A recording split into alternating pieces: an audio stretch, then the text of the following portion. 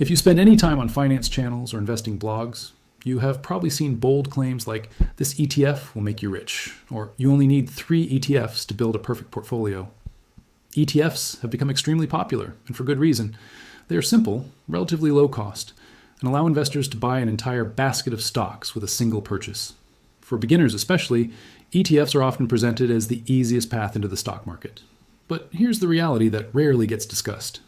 While ETFs are powerful tools, many investors make subtle mistakes when using them. These mistakes are not always obvious, and they don't usually cause immediate losses. Instead, they quietly reduce returns over time, sometimes costing investors thousands of dollars over the long run without them even realizing it. One reason this happens is because ETFs are often marketed as simple, almost foolproof investments. People hear that ETFs are diversified, low cost, and easy to manage, and they assume that buying any ETF automatically means they are investing wisely. Unfortunately, that assumption can lead to problems. Not all ETFs are built the same way, and not all of them carry the same level of risk. Another issue is that many investors focus only on the surface. They look at the name of an ETF, maybe glance at its past performance chart, and then decide to invest. But the real story of any ETF lies deeper. It's hidden in details like the holdings inside the fund, the level of concentration in certain companies, the expense ratio, and how closely the fund actually tracks the index it claims to follow. There are also structural risks that many people overlook entirely. Some ETFs are designed for very specific strategies. Others use leverage or complex mechanisms that can behave very differently than investors expect. Without understanding these details, someone might think they are making a safe, diversified investment when in reality they are taking on far more risk than they realize. The goal here is not to discourage ETF investing. In fact, ETFs can be one of the most effective tools for building long-term wealth. But like any investment vehicle, they need to be understood properly. By learning about the most common mistakes investors make with ETFs, you can avoid unnecessary losses and make smarter decisions with your money. One of the most common assumptions investors make is that every ETF is automatically well diversified. After all, the whole idea behind an ETF is that it holds multiple companies, so it must spread risk across many businesses. While this is often true, the level of diversification can vary dramatically from one ETF to another. 2 ETFs may focus on the same sector or theme, but still have completely different levels of concentration and risk. The only way to understand this difference is by looking inside the ETF itself. Every ETF publishes a fact sheet that lists its holdings, the number of companies included, and how much weight each company carries in the portfolio. These details reveal whether the ETF truly spreads risk or whether a handful of companies dominate the fund. To see how this works, consider 2 ETFs that both focus on the healthcare sector: Healthcare Select Sector SPDR Fund and Vanguard Healthcare ETF. At first glance, they appear very similar because both provide exposure to healthcare companies. However, their structures are quite different. The first ETF holds around 65 companies, which might sound diversified at first, but when you examine the weight of its top holdings, you notice something important. A relatively small number of large companies account for a significant portion of the entire fund. Major pharmaceutical and healthcare giants make up more than half of the ETF's value. This means that if a few of those large companies perform poorly, the entire ETF can feel the impact quite strongly. The second ETF takes a broader approach. Instead of focusing mainly on large companies, it holds hundreds of healthcare firms across large cap, mid cap, and small cap categories. This wider spread means the fund is less dependent on the performance of just a few major players. While the largest companies still carry weight, the overall portfolio is distributed more evenly across the industry. Neither structure is automatically better than the other.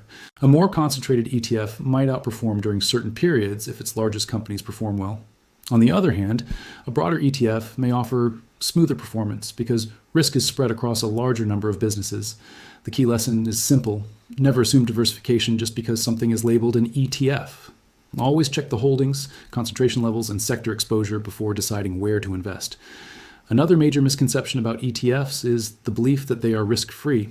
Because ETFs hold many companies instead of just one, investors often assume their money is automatically safe.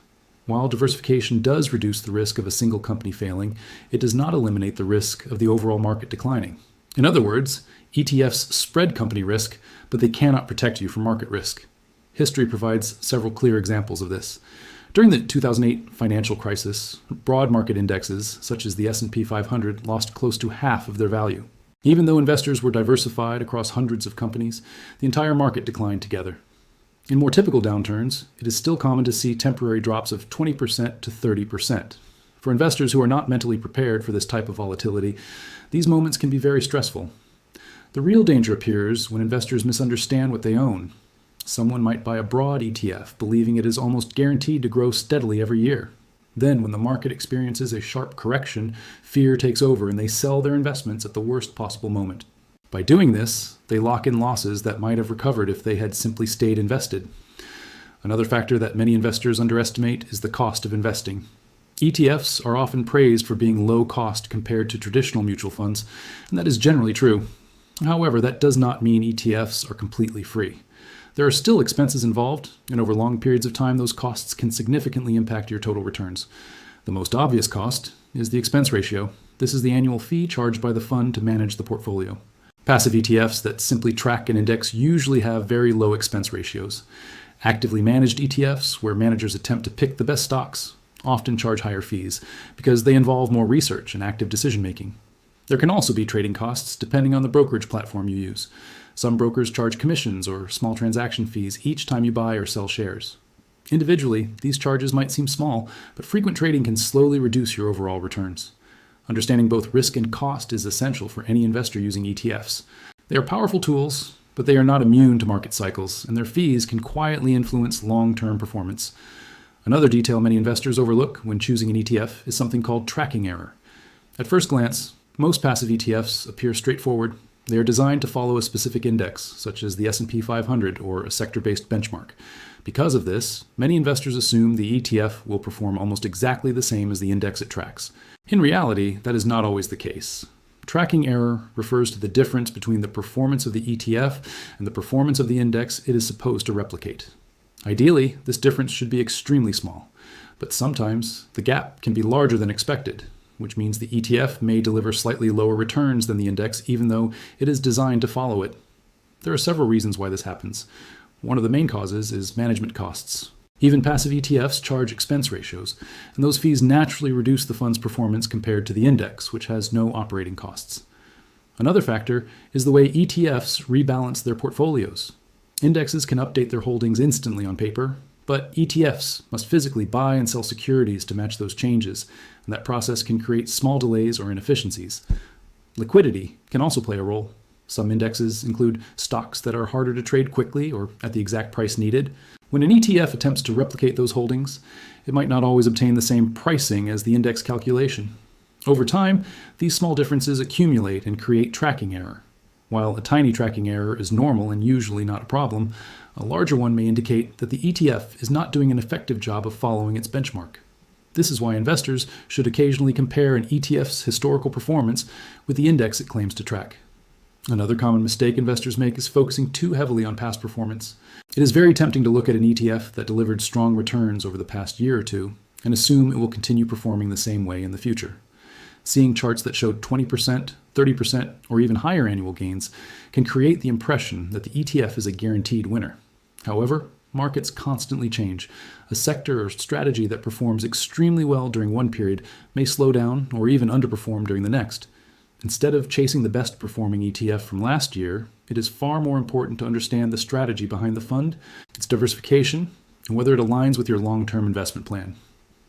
Another mistake that often hurts ETF investors is trying to time the market or investing without a clear strategy. Many people believe they can wait for the perfect moment to buy or sell. They think if they just watch the news closely enough or analyze charts carefully enough, they will be able to enter the market at the lowest price and exit at the highest. Unfortunately, this approach rarely works in practice. Markets move quickly and unpredictably. By the time investors feel confident enough to enter, prices may already be much higher. On the other hand, during market declines, fear can take over, leading investors to sell their holdings just when prices are at their lowest.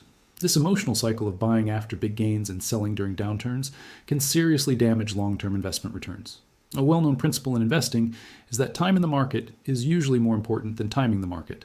Historical data shows that missing even a small number of the best performing days in the market can drastically reduce overall returns. Over the past couple of decades, investors who missed just the 10 strongest days in the market would have seen their total gains cut dramatically. The challenge is that those strong days often occur during periods of volatility when many investors are sitting on the sidelines waiting for more certainty. Instead of trying to predict short-term movements, it is generally more effective to follow a consistent long-term strategy. Decide how much you want to invest, set a regular schedule, and stick to it regardless of short-term market fluctuations. Approaches such as dollar cost averaging allow investors to gradually build positions over time while reducing the emotional pressure of trying to pick the perfect moment to invest. Finally, one of the most misunderstood ETF categories is leveraged ETFs. These funds are designed to amplify the daily return of an index, often by 2 or even 3 times. At first glance, that may sound extremely attractive because it suggests the possibility of much larger gains. However, the way leveraged ETFs work introduces significant risks, especially for long-term investors. Leveraged ETFs reset their leverage daily, meaning their performance compounds differently than the index they track. In markets that move up and down frequently, this daily reset can lead to large losses over time, even if the index itself ends up roughly flat. Because of this effect, leveraged ETFs are typically designed for short-term trading rather than long-term investing. Investors who do not fully understand this structure can end up holding products that behave very differently than they expected. Now that you know the most common ETF mistakes, take a moment to review your portfolio and see if any of these could be affecting your returns. Comment below which mistake you've seen most often, and subscribe for more simple investing insights.